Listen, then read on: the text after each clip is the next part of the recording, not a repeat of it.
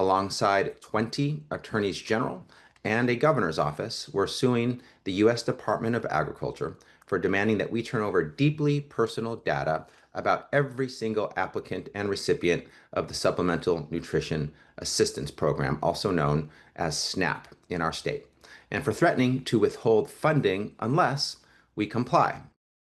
SNAP is a lifeline for over 5 million Californians. It helps working families, seniors, children, and people in crisis put food on the table.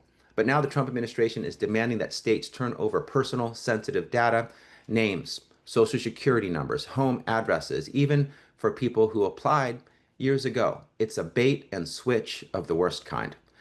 Clearly, the purpose of what the Trump administration is doing here is to target immigrant communities.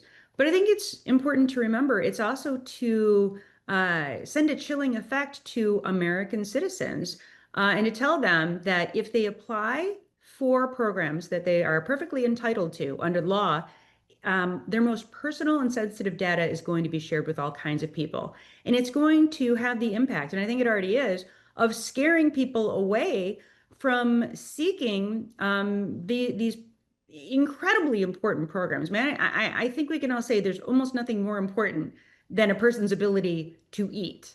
And government at all levels has a responsibility to be good stewards over the private, personal identifying information we request from our residents in order to effectuate these programs.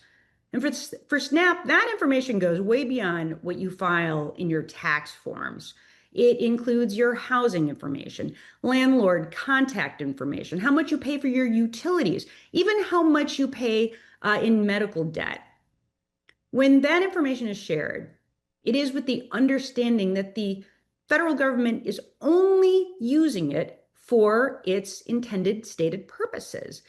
It's also important that individuals understand that under the law, undocumented immigrants are ineligible for receiving federal food stamps, SNAP, except for refugees and asylees and children of undocumented immigrants.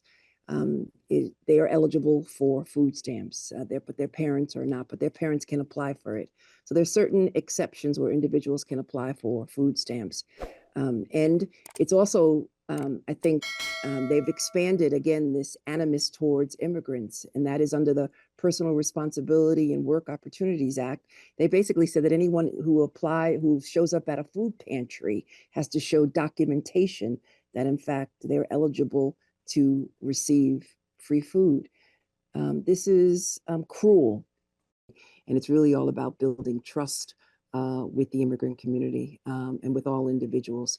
And so that's why it's really important that we stand together in opposition to this policy. It's also important to know that we tried to negotiate with this administration. And fortunately, we did not get anywhere. And so that's why we had to resort to litigation.